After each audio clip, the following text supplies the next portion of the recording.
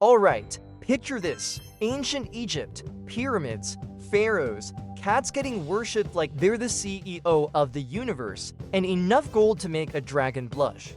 But what if I told you the real treasure of Egypt, the thing that truly powered this civilization, wasn't buried in some dusty tomb? Welcome to FoodSaga. Like, subscribe, and comment for more. Let's start. What if it was sitting on their dinner table? Yeah, I'm talking about bread and beer. Forget Tutankhamun's mask. The real story is how these ancient hipsters basically invented the weekend brunch menu thousands of years before anyone thought to put avocado on toast. It's a tale of happy accidents, divine hangovers, and a carb load so epic it built an empire. So grab a cold one, maybe a slice of sourdough, and let's get into it. First up, you have to understand that ancient Egypt would have been nothing but a giant, sandy litter box if it weren't for one thing: the Nile River. This magnificent waterway wasn't just a convenient spot for a scenic cruise. It was the lifeblood of the entire civilization. Every year, like a ridiculously punctual and overly generous friend, the Nile would flood its banks. Now, for most people, an annual apocalyptic flood would be a reason to, move. But for the Egyptians, this was the best thing ever. When the waters receded, they left behind a thick, black, ridiculously fertile sludge called silt. This stuff was basically nature's premium, organic, gluten-free topsoil, and it was perfect for growing crops. While their neighbors were struggling to coax a few sad-looking weeds out of the desert, the Egyptians were swimming in grain. Specifically, wheat and barley. They had so much of it, they literally didn't know what to do with it all. This agricultural jackpot made wheat and barley the absolute foundation of the Egyptian diet. It wasn't just food. It was their superpower, the cheat code that let them build a society while everyone else was still figuring out how not to starve. The gift of the Nile wasn't just a poetic phrase. It was the literal, muddy, crop-growing truth that set the stage for the greatest culinary accident in history. So how do you go from a massive pile of grain to the life-giving duo of bread and beer? Accidental genius, that's how. Imagine an early Egyptian, let's call him Neb, who's trying to make some basic grain porridge. He grinds up some wheat, adds a bit of water to make a paste, and then gets distracted. Maybe a sacred ibis flew by, or he got into a heated argument about who the best-dressed god is. It's obviously Anubis, fight me. He leaves his bowl of gloop out in the hot Egyptian sun for a bit too long.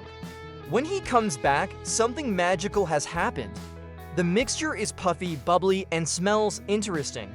Wild yeasts, which are floating around literally everywhere, had a party in his bowl, fermenting the sugars in the grain and releasing carbon dioxide gas. Being a resourceful, waste not, want not kind of guy, Neb probably shrugged and threw the puffy dough onto a hot stone anyway. What came out was not the usual flat, hard cracker. It was lighter, fluffier, and tasted way better. Congratulations, Neb, you've just invented leavened bread.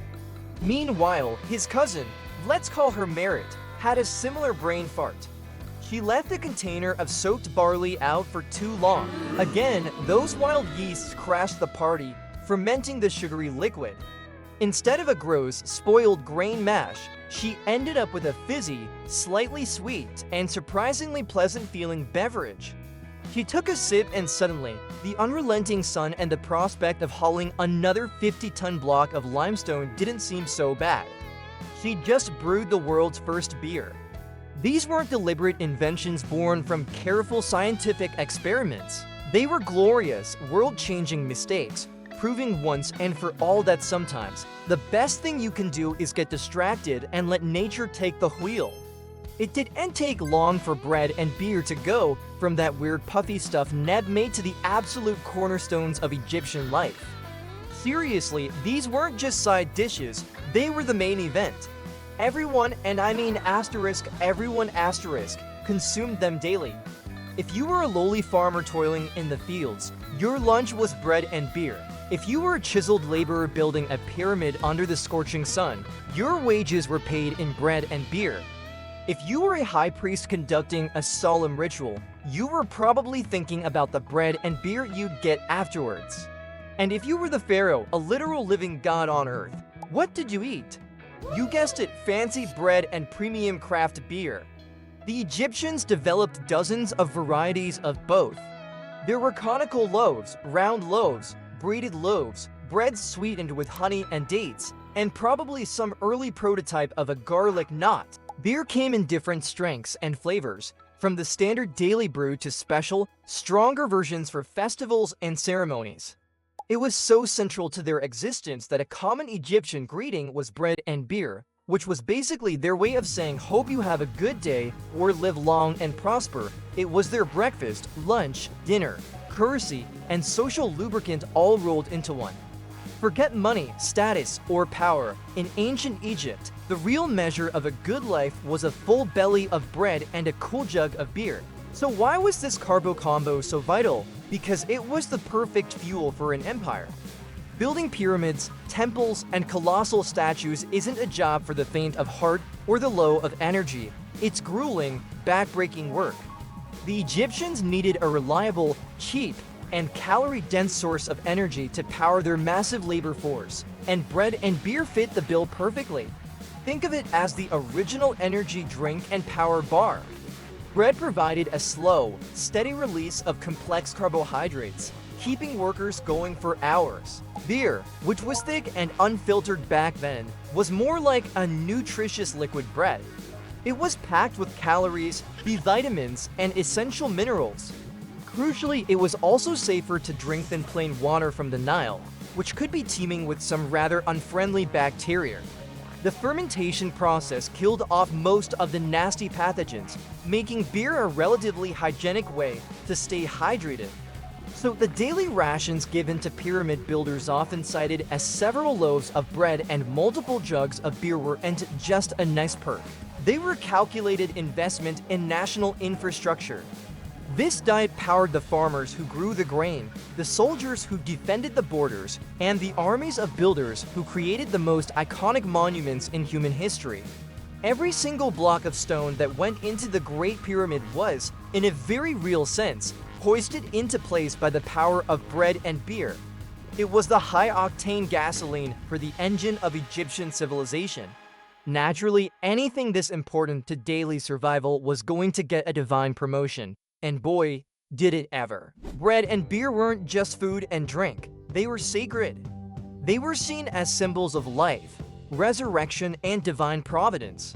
The gods were believed to enjoy a good meal just as much as mortals, so offerings were a huge part of religious practice. Temple walls are covered in images of people presenting massive piles of bread and overflowing jars of beer to deities like Osiris, the god of the afterlife and agriculture. He was basically the patron saint of carbs. The Egyptians believed that the afterlife was a continuation of earthly existence, just, better. So, what did you need to pack for eternity? You got it. Tombs were filled with actual loaves of bread and jugs of beer, as well as detailed models of breweries and bakeries to ensure the deceased would have an eternal supply. Spells in the Book of the Dead specifically request 1,000 loaves of bread, 1,000 jugs of beer for the soul's journey. It was the ultimate cosmic packed lunch. This spiritual significance cemented the place of bread and beer at the very heart of Egyptian culture. It was sustenance for the body in this life and for the soul in the next. It was a gift from the gods, a payment for labor, and a passport to eternity. So the next time you crack open a beer or tear into a fresh loaf of bread, maybe pour one out for our ancient Egyptian friends. They weren't just building pyramids, they were laying the foundation for civilization's greatest comforts.